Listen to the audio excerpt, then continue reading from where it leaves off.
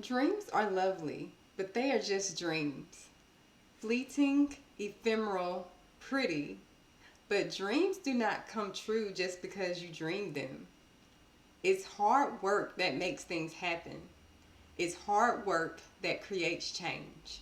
Shonda Rhimes was right on point about making your dreams reality by putting in the hard work. But what if your work is misdirected?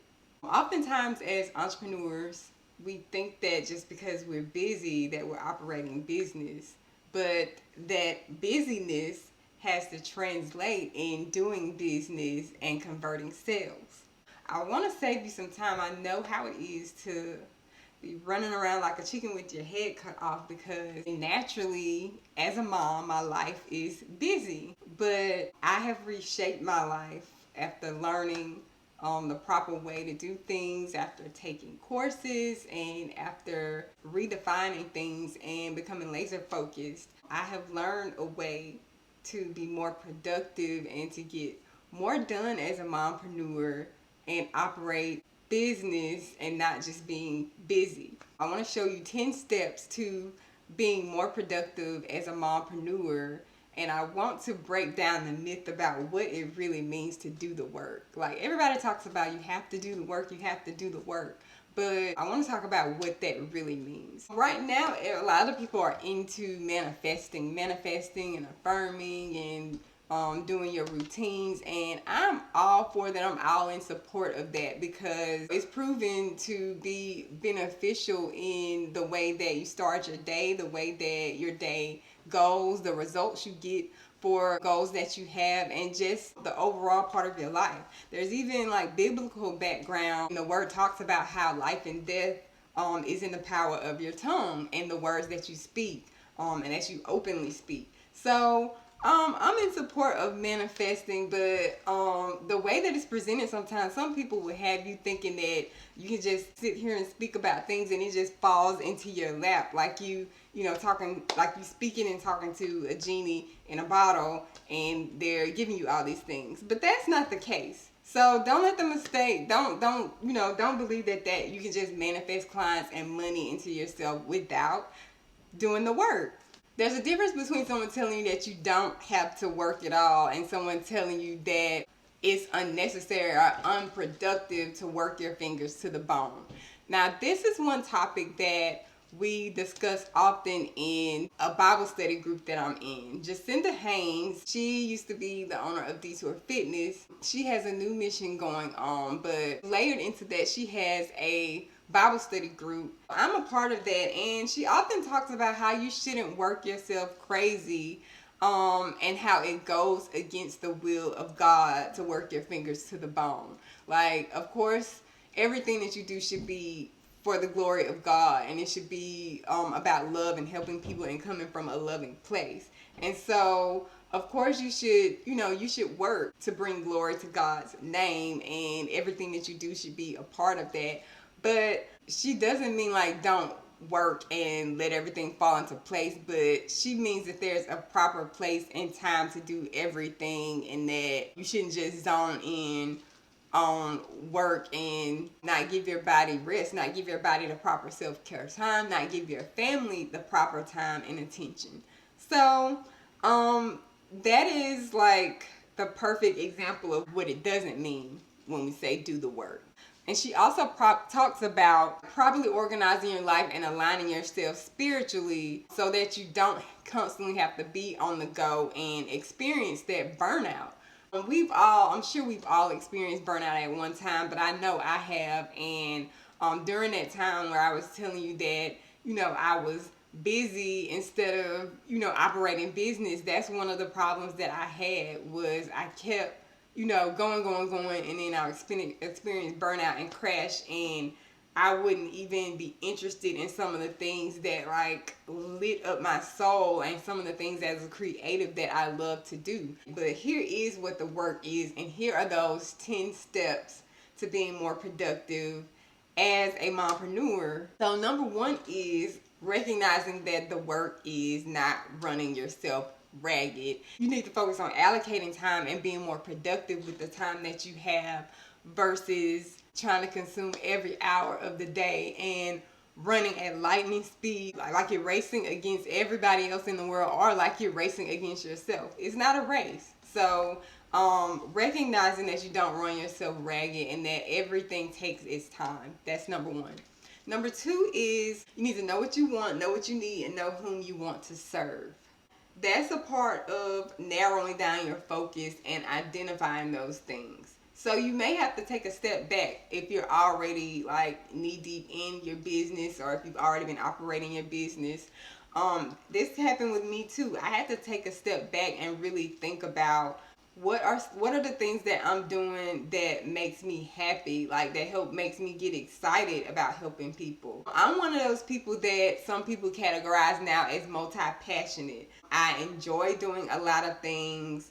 I know how to do a lot of things. I learn and catch on to things easily, but that doesn't mean that we're supposed to be doing it all. And that doesn't mean that we're going to enjoy doing it all the time. So you may have to take a step back and refocus and think about what it is you really want to do. Also, what you need. And that's what you need from the business side. It could be financial. It could be with the capacity that you have or the time. Like you could be needing to satisfy those things, or you could be at a point where you need something that you're not able to provide for your clients. And then also what you need for your unique family and your unique role as a mom. For that structure, it could be looking at what you need and shaping your business around that, because we have to remember where the priorities lie. It's God first, family second, and career or business third or last. Some people say last. I mean, that's how you have to structure your life. And if you're doing that properly, then God will, take care of things, and He will provide, and He will amplify the efforts that you have. And whom you want to serve. You can't serve everybody, and if you're trying to serve everybody, that's another ingredient for the recipe of burnout, because you only have so much capacity. Even with help and staff, you only have so much that you can do in a day. That doesn't narrow down your marketing efforts if you're trying to serve everybody, and most of the time you'll end up doing what you call the work and actually serving no one, because you're not concentrating on that specific group of people and speaking directly to them. Just identifying, really thinking about that, really looking at who you serve best and if that fits your needs and wants for your family and for your business. Number 3 is researching. Taking the time to do your research versus going and trying things and trying to wing it. Now, there is a time and place for testing, and sometimes that comes after the research, just to make sure things are going the way they should, or if you just want to try something new and see, I wonder what will happen with this. But in most things, in most businesses, in most industries, people have already done what you're trying to do. Is no reason to try to reinvent it or restructure it. Just doing your research on some of the things that I just talked about, what you need, who you're trying to serve, products and services you're trying to develop, even content that you're trying to create. If you take a few minutes, take a day to research it, then that will save you a whole bunch of time, a whole bunch of trouble. It could save you even redoing things or having to refine some things because you did it right the first time. Taking that little bit of time will help you to be more productive and get more done in less time. Number 4 is taking a course or getting help from a coach or consultant.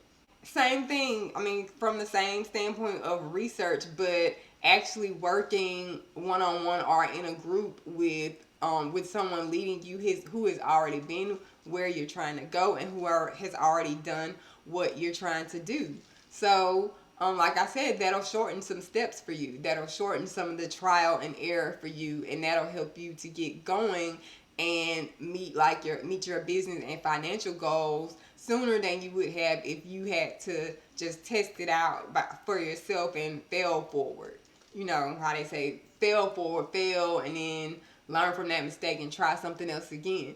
If you just letting somebody who has already done it walk you through it, it saves time, it saves money, and it helps you to operate business productively. And Lord knows, I know all moms and mompreneurs know that we could use all the time. We need all the time we can get out of this. So, yeah, just investing in yourself and working with someone who's already done it.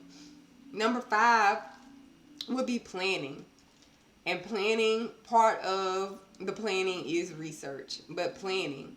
Like once you've got the information in front of you, once you know what you want, taking time to plan it out yearly, quarterly, monthly, weekly, by the day.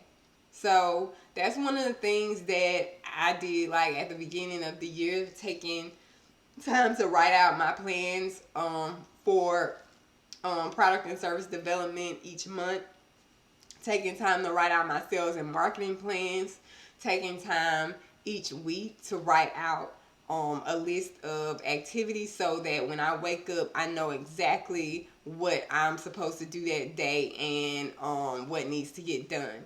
And it may not get done in the exact order or at all the right times every day. Every day is not going to go perfectly, especially not when you have family and children to take care of. But you have that plan to go back to.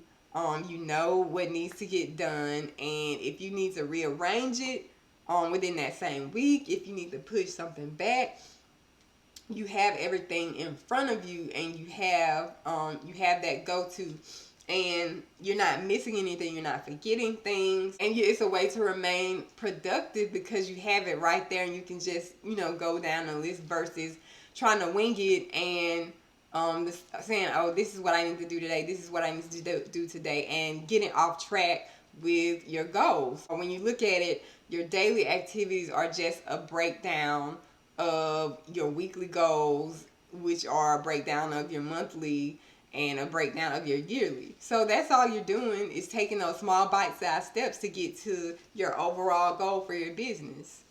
So, planning. Number 6 is doing. And first of all, we're talking about the difference between what doing the work really means, but this is the doing part. The doing is going beyond the thinking about or going beyond those distractions that feel like you're doing and you're not actually doing. I have been like avoiding like my personal Facebook because every time I log on there, I end up getting off track and getting in conversations and seeing ads for things that I like, and that's cool to do on my downtime. But during business time, that's not doing. That's not being productive and working towards the goals that you have. So you need to be actually doing and avoiding those distractions. That's another reason I keep my notifications off.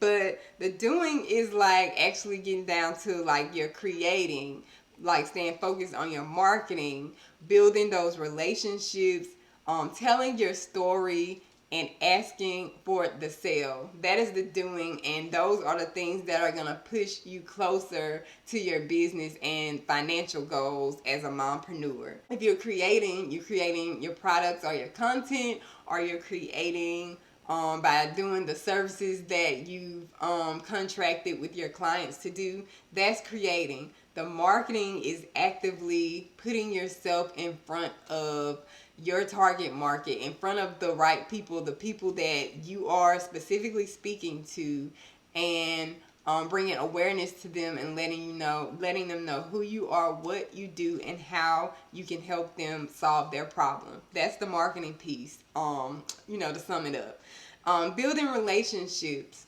Building relationships is networking, again, with the right people, not just going on there, small talking, telling jokes. I mean, of course you want to make business fun, but, stuff that's not related to business that you should be doing on your downtime. Building relationships that could be in person or on social media, but again, with the right people who you can connect with, and you guys can help each other to reach your goals, and who can help you with getting, positioning each other to get in front of the right people who you're directly speaking to, who are, who you can help with the products and services that you offer. Building those relationships, telling your story, sharing things that people can relate to and connect to and empathize and sympathize with you on, laugh and be entertained or educated from. Just telling those stories. That's a part of doing the work. It's a part of the marketing. It's a part of the building relationships. But telling your story and your who you are and why you do what you do, and that helps them to know like how they can help, because you understand where they are and where they're coming from and the problem that they may have. And of course, don't forget to ask for the sale. You got to ask for the sale. Calls to action in unique ways are always a part of your strategy and doing the work, especially in online business. And that's a part of generating money, generating activity, and so it's productive. Number 7, tracking your results. And that is so important, at least on a weekly basis. A lot of people do it, I mean, in different ways. You'll be doing it every day anyway. But an overall view of all of your analytics, your performance on your ads and your sales, and just how all of this is connected, and even your performance on the goals that you have for yourself and the tasks that you broke down to do every day. Tracking your results. That's productive, because that's where you're going to see what went good, what went right, what went wrong, and what you're going to change to improve those results. Number 8, make adjustments as needed. So that's just basically what I kind of, just recapping what I just said about like evaluating your results. Like, not just saying, oh, I didn't make this goal, or these numbers don't look as well as they could have, or as well as I wanted them to. But what are you going to do? Like, what is your doing? What is your doing? What is your plan to do about the results, whether you're satisfied with them or not? Like, are you going to double up and try to do even better than the goal that you had for yourself? Are you going to make those adjustments or change something in your ad, or add or take away some of the costs? What are you going to do to make the adjustments to your performance and make it better? Number 9 is the work is doing it again. Like, taking all of these steps 1 through 8 and doing them all over again. Because once you find a system that works, keep doing it until it doesn't work. So the work doesn't stop with, oh, I made it. I met this goal this month, or I met this goal for the quarter, or even for the year. It continues with doing all these things over again. And lastly, number 10, this is this is common, but it's a biggie, especially for mompreneurs. The work is asking for help. I know we're so used to taking on the weight of the world as a mom, but in the entrepreneurship world, in order for you to reach your goals, that's not how it works. That's not how it's gonna work. Even solopreneurs, even a single solopreneur, they have help on the back end, because you're not the expert at everything. Even as a multi-passionate person, and even me as a person who can pretty much learn anything that I want to learn and do it, I have help, because it's not meant for you. Like, the quickest way to run yourself ragged and work your fingers to the bone and experience burnout is trying to do everything on your own. So it's things that I really enjoy doing and I know how to do, and I had to pry my fingers off of it and pass it on to my team on the back end to help me, because you just can't get it all done. And because there's time that my son needs me, there's time that other people in my family need me, and there's time that I want to spend doing nothing, or I want to spend with myself. And if you're trying to do everything, you won't have that time. and you won't even have the time to do the things that you can do or you need to do, or to just run the operations of your business, because you'll be trying to do everything and finishing nothing. So as a mompreneur, or just, just as anybody, but definitely as a mompreneur, asking for help is definitely the work. So those are the 10. Let's do a quick recap. The 10 steps to being more productive as a mompreneur. Number 1 is recognizing that the work isn't running yourself ragged, and identifying what work really is. Number 2 is knowing what you want, what you need, and whom you want to serve. Number 3 is researching. Number 4 is taking a course or getting help from a consultant or a coach. Number 5 is planning. That's, I'm an avid, I'm always talking about planning. I'm a planning fanatic. A plan should come before everything, every activity. Number 6 is doing, and specifically creating, marketing, building relationships, telling your story, and asking for the sale. Number 7 is tracking your results. Number 8 is making adjustments as needed. Number 9 is doing it again. And number 10 is asking for help. I hope that these 10 steps to being more productive as a mompreneur has been helpful for you. Let me know if you have any questions about these, either in the comments on YouTube, by pressing the record button on Anchor, or scrolling down below the transcription on my website and placing them in the comments below that. Also, if you have not had a chance to grab my free digital planner for moms, it's a Trello version and also a printable version, or a version that you can just pull up, a PDF version. If you haven't grabbed that, it will help you to break down those activities daily, as I talked to you about earlier in the video. But you can click the link in my bio and you can get that under free stuff on my tree. Thank you guys so much for watching. Thank you for listening. And as I always say, dream until your dreams come true.